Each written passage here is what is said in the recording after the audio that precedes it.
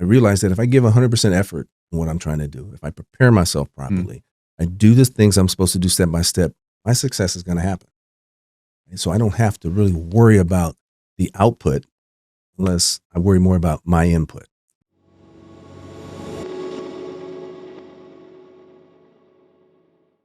Jerry Bell was drafted by the Tampa Bay Buccaneers in 1982, built a career as one of the most reliable tight ends in the franchise's history, and had it ended in a single play against the Chicago Bears in 1986.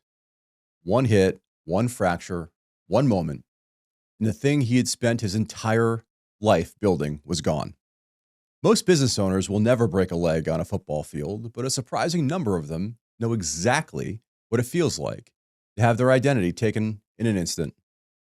The sale closes, the wire hits, and the thing that defined them, the thing they built their days around, the thing their relationships and their reputation and their sense of purpose were all wrapped up in, is suddenly someone else's. That moment does not come with a playbook. Jerry figured it out anyway. He went from the NFL to IBM to Oracle to his own consulting firm, rebuilding his identity not once, but twice, without wallowing, without waiting, and without losing the foundation his parents built him in long before he ever put on a helmet. Today, we're going to talk about what that looks like from the inside, what it requires, and what every business owner who is about to go through their own version of that moment needs to hear before they get there.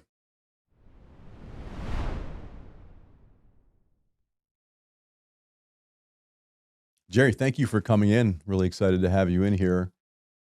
Well, thanks for having me. Yeah, of course. So I think everyone knows about your football career. They would probably know less about some of the other things you've done since you retired. So we're going to get into that. But I'm really excited to start from the beginning. Best place to start is at the beginning. So let's take you back to, you grew up in California in the Bay Area. And one of the things that I think struck me most about your background is that your parents really forged this into you, where academics were really critical. And you playing football was conditional upon you getting the kind of grades that they were pleased with. What was it about those lessons what did it instill upon you? What did it teach you about how they viewed your future? Well, I had a very, very disciplined household, right? My father was military. We were 6 kids, 3-bedroom house. So you know how that There you go. worked. But we were always, we showed our manners. We were educated. We knew the importance of being good people, and that came from our parents, right? And then it kind of translated into the athletic thing. So we started playing sports, and all of us kind of went through that process. And the minimum GPA to play was 2.0, and my dad said, "Well, yours is 3.0."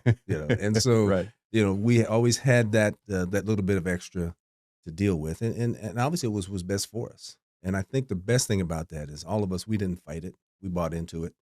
And I think it shows today in the type of family that I have. My brothers and sisters, we're real tight as a family. It's a very loving environment, and one of which everybody represents himself in our family well. In fact, we get, like my son will say, well, I'm a Bell. I have to do things a certain way. And, it's not pressure, it's just expectations. And I think that came from my parents. And instilled in you, and now you're instilling it in your kids, and course. they'll do so to their kids. It'll be your gift to them, Exactly. just like your parents' gift to you. So you went to Arizona State and you pursued, obviously on top of football, a computer information system degree, which is pretty rare for a football player. I played at 1AA level. We didn't have a lot of CIS majors on the team, although we had some engineers. But that's sort of an atypical path. Yeah. Talk about why you chose CIS. Well, it goes back. We talk about parental influence, right? Yeah. My dad was a computer operator in the days where you had, computer cards, right? But he used to take one of us in every, when he'd have to work on the weekend, he'd take one of us in. We'd have to sit around with him and work, and we were kind of just playing the little games on the computer. Some reason I get to college, I'm like, I want to be, I want to be a computer information systems, right? And it was, and the other part about that was when I got to Arizona State, the one thing they did was they sat us down with academic advisors. Mm. And my father came with me to drop me off. He says, "Oh, we don't need that. Give me a catalog." We sat down and on the tablet, 4 years worth of classes to graduate in 4 years. Okay. Right? These are the courses that you have to take. You can do 2 or 3 electives. Choose whatever you want to there. But we etched that all out in the first half day that he was there, and it worked out. It worked out. But that was his expectation of me. I got to choose my major. It wasn't like you're going to do this, right? Right. But it's like let's devise a roadmap for you. Let's get you there, right? And that was from him. So that was good. And so you left Arizona State after a successful career, and you joined our local team, the Tampa Bay Buccaneers, and you had a pretty interesting route there as well. So while you were still playing, you started pursuing your MBA, which is another very Yeah. atypical path. I think we're going to talk about that quite a bit on this journey today. What was it about? What were you leaning on at that point that said, "Hey, I need to start thinking about life beyond the NFL," while you were still in the midst of your football career? Right. Well, so I had this conversation again, back to my parents, right? I had the conversation with them, and they would ask me, "What are you going to do when you're done playing football? Because you will be 30, 32 years old." In reality, I was only 27 because of an injury. Right. But still, then I had 30 more years to work. Yeah. What are you going to do when you finish playing football? So he drilled that into me, and I said, "Well, the one thing that I needed to do was to prepare myself to at least be able to compete with those folks, because 8, 9, 6 years after playing, I'm going into the workforce the same time people are coming out of school at 22. Right. So what can I do? Well, let's get an MBA. Let's get a graduate degree. Let's work during the off seasons. Let's do those things. And I arranged a job with IBM. I was a supplemental employee, Oh, interesting. and I was doing programming, and I worked from February to May. That was it. So I had time to focus on football because I'd go work out and then I'd go to work. And so it was just preparing for the I don't want to call it afterlife. That's not Yeah, right. Yeah. You've had a very long afterlife if that's the case. exactly. But preparing for life after football. Sure. Right. And it was important. And the other thing was I thought about an interview, right? If I'm sitting in an interview for a job and I want to work for an IBM and they say, "Well, hey Jerry, what have you done the last 8 years?" Played football. Yeah. Anything else? Yeah. Right. I don't know if that plays well to somebody that says, "Well, granted, I'll give you credit for achieving this on this level, but you haven't really shown anything towards what you're asking me here to do today." Yeah. And that I could say, "Well, I worked part-time at IBM. Well, I went back and got my MBA. Well, I did this and I did that." And so those things were, questions that I had of myself. I wanted to play. It was a nice 10, 15-year career, but, I got injured and things happened, but I played longer than most, You did. Yeah. and, and the injury bug got caught up with me. So let's go right there. So it's good fortune for you that you had spent that time prepping in the off season and actually ingratiating yourself into these fine companies like IBM. My stepfather was a 40-year employee at Yeah. IBM. So in 1986, you're playing the Bears and you go across the middle, you catch a ball, 3 guys converge upon you and you look down and your leg is pointing in the wrong direction. And I Yeah. apologize for making you relive that, although I'm sure folks have asked you about it Yeah. so many times. So what do you remember about that moment? It's interesting because when I got hurt, I rolled over. I pulled my leg up in the air. I looked at it and I saw it. And then if you ever saw film of it, you'll see me just roll over Yeah. on my stomach. And it was just like, this is not good. No. And I realized that, this season's over, right? And we'll see. And they came out to the field. They did everything they needed to do to pull me off, wheeled me off, and I got they put a cast on me while I was in the locker room. The game kept going. Yeah, of course. Life goes Game on. kept going, Yeah. right? And so, it was one of these, what do I do next, right? What am I Yeah. going to do here, right? And I decided I'm going to try to keep playing, Yeah, of course. right? And then failed physical, unable to do this. They attempted to trade me, right? I was traded to the Washington Redskins at the time, the Commanders Yeah, now, of course. but failed the physical. Yeah. Right. And then went up to the Eagles, failed that physical, and they traded me. I mean, they were interested in me. I just couldn't pass the physical. So then it was like, okay, this degree, this job, you got to do something different. And So I took time to think initially, I'm going to continue to play, try to at least. And then when I realized, and I had a bunch of signs that said you're done, and when I realized that, then I kind of had to put plan B into place. So let's talk about that. So a lot of folks would wallow in self-pity, at least for a little bit of time. You sort of kept your head facing forward. What was it that was going on inside of you that allowed you to sort of push forward? Well, I'll be honest. There was a little bit of self-pity. There was some. Yeah. There was, what am I going to do next? How am I going to make this transition? But there was also some self-confidence. And it was, I knew that whatever direction I took, it's going to be okay. It just wasn't football. Right. I mean, here you are in the NFL, right? One of the top players in the NFL. And when you look at the statistics about the number of people that make it, I mean, that was a huge accomplishment. And so, here you are, you're on a pedestal, right? Everybody's looking up to you. You're playing a game. You're making good money. You're enjoying yourself, and then it's done. Now I got to go into work, and somebody's going to give me a quota, look over my shoulder for a weekly schedule as to what I've done and things of this nature. It's a different environment. It is. It's also a lot different in that the camaraderie, right? And we're working as a team, right? But when you go into a corporate environment, you like for it to be a team. It could be a team environment. It can be, but mine wasn't. Right. So you can see the difference. So the transition really wasn't getting to the job. It was after I got the job where I started to realize I probably had the best job I'm ever going to have my first 5 years or 6 years of working. So it was tough. It was tough. There was a little bit of self-pity, but there was also, hey, let's move on. We have to. And the business owner who has built something over 20 years, part of what they built is a personal identity tied to a business. Right. So when I talk to you, I'm actually talking to them through you, right? Because it's a very similar journey. I think intellectually we all know that we are more than just what we do for a living, right? True. There's more to us. But we also sort of lean on that, especially a football player, especially a business owner, leans on that as a part of our identity. You understood the difference, it seems, way earlier than most NFL players and most business owners. When do you think you figured out how to sort of bifurcate Jerry Bell, the football player, from the human, from the person, the identity? That's kind of interesting because just maybe I never thought I was just a football player. There's all the other things that I've done. I mean, I was a musician, right? Yeah. I played the trumpet, trombone, and the tuba, and I was pretty good at it. Yeah. First chair all across the board, right? And I was student body president in high school. Wow. I'm a member of a fraternity. Yeah. I've and after the fact, I've served on boards. I gave football camps, for kids. There's a lot of things that I did, which I thought probably showed who I was, right? Not the football player, but who Right. Jerry Bell is. Yeah.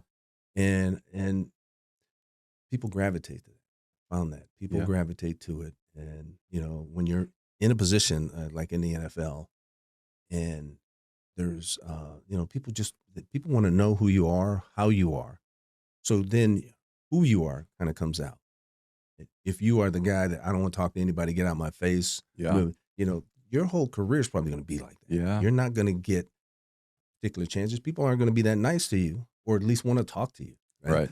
But if you are a welcoming person, you're one who's open to listen, to have feelings and thoughts and things of that nature for others, then I think your opportunities are going to be huge. I mean, they'll keep coming at you, and you'll have to turn them away versus trying to look for them. Something. And some of that has happened in my life. Yeah. So the reason why I wanted you on was because of football certainly is a part of your story, but only a small part. There's so much more to it, which I think really translates to the business owner. I have to ask a follow-up here. So who's your favorite trumpet player?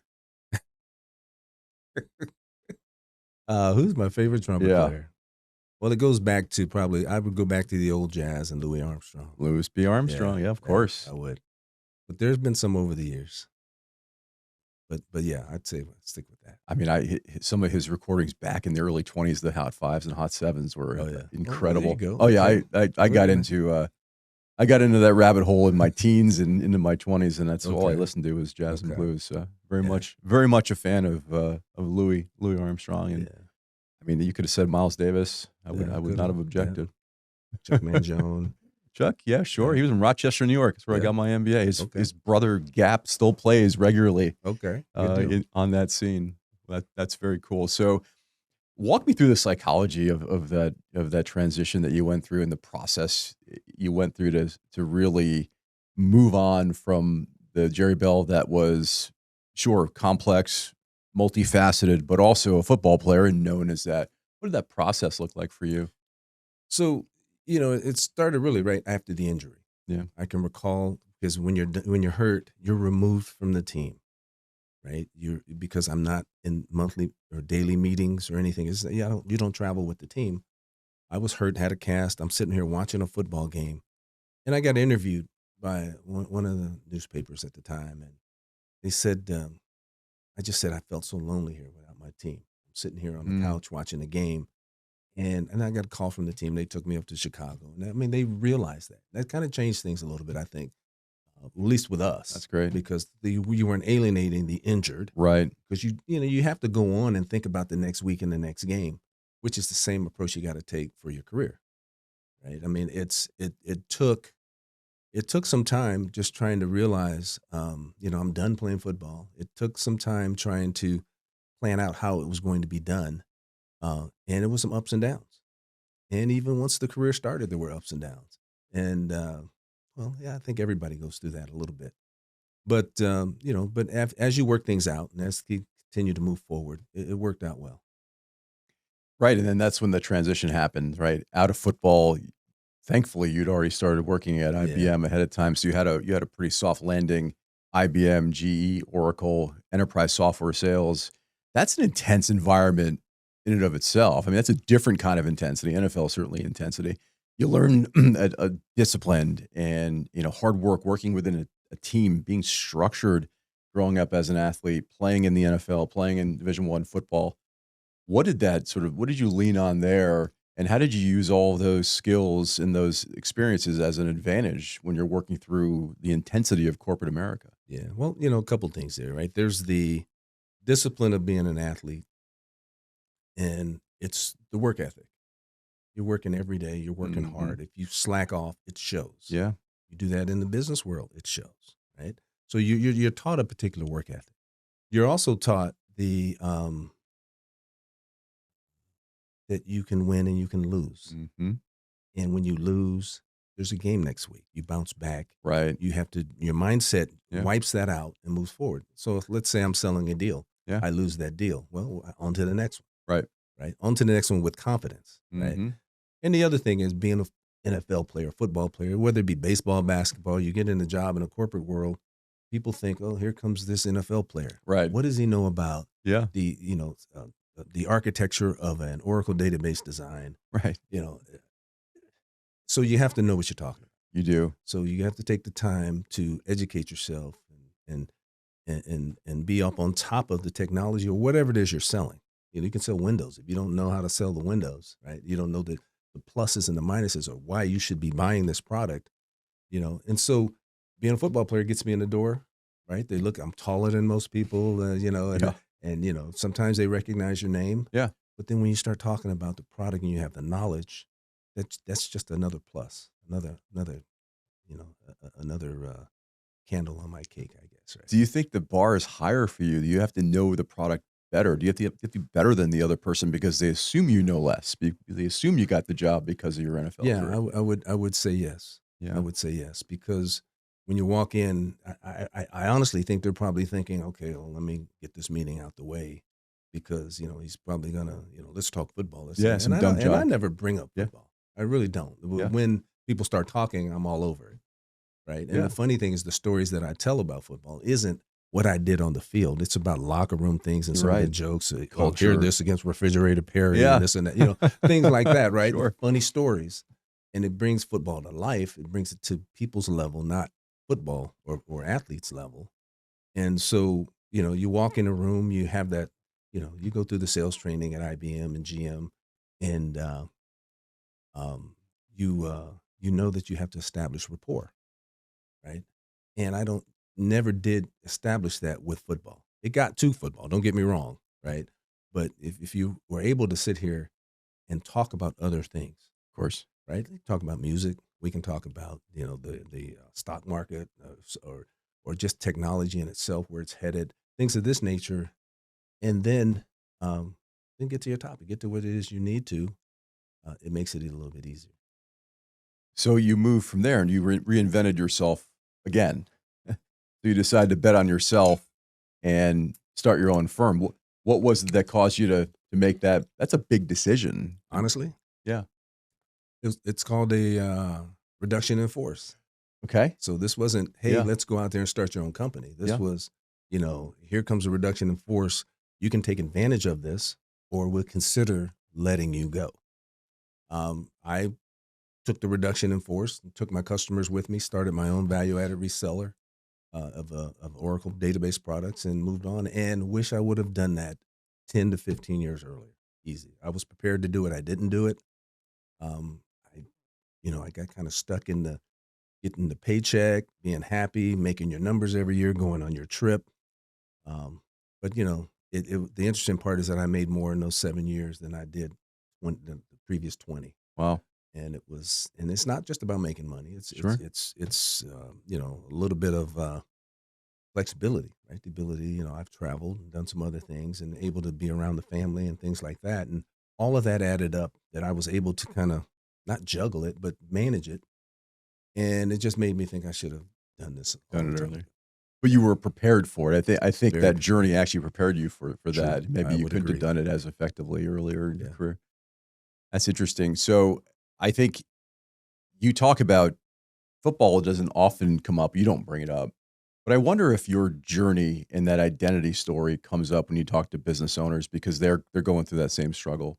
Yeah. I've mentioned it on this podcast before, the notion of Bob Vance from Vance Refrigeration. It's from The Office, which is a show that was on for Yeah. 15 years. And Yeah. that's how he introduced himself to everybody. Okay. Right. And what happens? The question is, what happens to Bob Vance once he sells Vance Refrigeration? Who is he? Right. Right. And you talk to business owners all the time. I wonder if that part of your story comes up and resonates with them. The fact that in a moment in time, your identity had to shift. And I wonder if that story matters to them. I think it's they may look at me as though I overcame, right? I overcame that Right. stigma of athlete Sure. to become businessman. And so thus they may give me some extra credit for that. Yeah. I would say that, I get the conversations. I get to talk about I get into the doors that I need to get into. I don't say, hey, here's Jerry Bell, the tight end with the Tampa Bay Buccaneers, Right. but yeah, I think they do think about it a little bit. And I think, hopefully I impress them enough to where, it's okay. We'll sit down, let's have a talk, and then let's move this forward. Right? And does that come up though? Because you can bring empathy to the table. I mean, they probably can't have that conversation with a lot of folks. They probably don't want to admit it to their employees, their friends, their family. But talking to somebody who actually had to go through that probably is helpful as a sounding board. Yeah, yeah, it could be. But when you talk about, you're talking about the same, right? Same people have gone through the same experiences, right? Yeah. And that's always easy. That's always easy. And I find that too, really, to be honest, when I'm talking to friends or somebody that have had a negative experience, somewhat similar to what I may have had, I bring it up. We talk about it. Yeah. We have that discussion. It makes Jerry, who, I hate being so, Jerry, who might be bigger than in life than you, makes me seem real, right? Right. It takes I can remember one thing in a sales class we had. You walked in a room and there was a guy sitting at a desk. He's 4 feet shorter than where I am standing, and he's just intimidated just for the height. But he is the vice president of IT. Right. Right. I am the sales rep, right? And so, we were taught things about how to, do everything to kind of ease that scenario because it's real. And so, you sit down and you look eye to eye, and all of a sudden, yeah.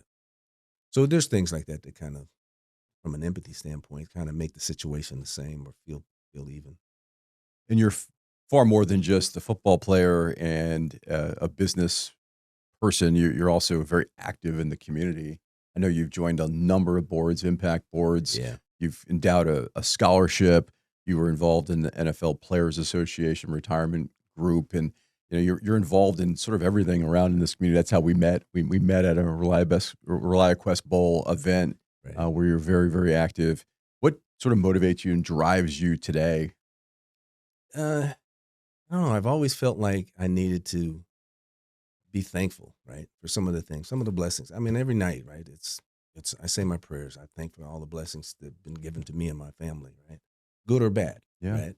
And it's you can take that or you can take it further by doing things for others, right? And I've always, for some reason, I seem to always done that. I mean, we were in college, we were, going painting houses for people, right? Our fraternity did that. Well, When I got here, I was doing a football camp for those who couldn't afford to pay for football, overnight camps. And we did that every year with the Boys and Girls Club. And, serving on boards. I- if you look at the history of the boards that I served on, other than the ReliaQuest Bowl, it has to do with a lot of kids, right? yeah, Or students, sure. and I think that's where I kind of where the endowed scholarships go.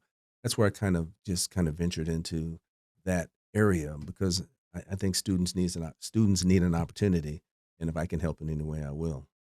And I smile. I mean, I see people get our scholarship. I see folks, and it's just it's helpful for me. I guess my insides, right? So That's great. You're certainly motivated by more than just money and acclaim. well, There's impact, right? I like money. So do I. We are an M&A focused business, and we do like our money here as well. Okay. And there's no shame in that, of There, course. there you go. Of course. So at the end of the pod, we go through sort of a lightning round, and every guest gets the same opportunity to stop talking about what happened, their story, and really sort of impart some wisdom. These will be cleverly your closing remarks. Okay. Again, we're very clever here. What's the one thing you believed early in your career that you no longer believe today? Hmm. That I had to be, what's the term? That I had to be on top of everything, every part of my game to be successful. Right? And I took it from a standpoint of trying to make sure whatever my end product was perfect. And I got to the point where it was like I realized that if I give 100% effort in what I'm trying to do, if I prepare myself Mm, properly, I do the things I'm supposed to do step by step, my success is going to happen. And so I don't have to really worry about the output unless I worry more about my input. interesting. And when I learned that and I figured that out, it was and really it's the same thing in sports, right? If I practice and I study and I watch film and and I do the things I'm in the best shape possible, I'm probably going to have a better game. Right? But if I worry about that half halfway Right. Right. halfway approach that, I may have an average game, right? So it's that worry about doing the most that I can do, be the best prepared, to be 100% um, prepared to do what I need to do, and I think my success comes from that. I would tell anybody that to this day, because if you're not prepared, you're not going to get the results that you want. It's great guidance. I haven't heard that one before, so I So certainly appreciate hearing that. So we have an audience of largely business owners and their spouses, and they're contemplating, a lot of them, potentially selling the business. yeah. So what's the one piece of advice you would like to give them before the most significant financial decision of their life? Well, that goes into, see, I don't know if that would be a financial advice as it is personal. Okay, just as Right? good. I love You've that. taken all this time to develop this business. You've put all this work into it. And what are you going to do? Work until you can't work anymore? Or do you decide that there's more to this world, to this life? You have a family, you have, Right. you have your health, you have all. I preach that every time. I tell people, and I'll probably be telling you, when did you take your last vacation? Where did you go? Where do you Yeah. want to go? Yeah. I think it's the um, self fulfillment of your goals when you grow and build this business. Now make that let's transfer that into the life that that I've earned. And so it's just me trying to tell people to love your family, love your community, do the things you need to do, keep an open heart. Don't go around uh, chastising as much as you should be trying to help. And it's no different than, the guy in the corner that wants a dollar. Right. You've got $200 million. I'll give him a dollar. Yeah. right? And I don't have 200. Because I was going to But borrow some money if that was the case. but it's kind of like, instead of looking at that person like, I don't want, it's just your whole approach to life. I would say sell that business, Yeah. right? And enjoy yourself, but take everything back that you put in and see if you can get the next 20 years or however long you have to live by enjoying it. It's great advice. I often say the best time to sell for a person is when their time is more valuable to them than their money. Right. And because we have a finite amount of time, you actually Right. can go out and make more money, especially really highly Right. successful people will find a way to earn more money. But what they can't do is manufacture more time. Right. Right.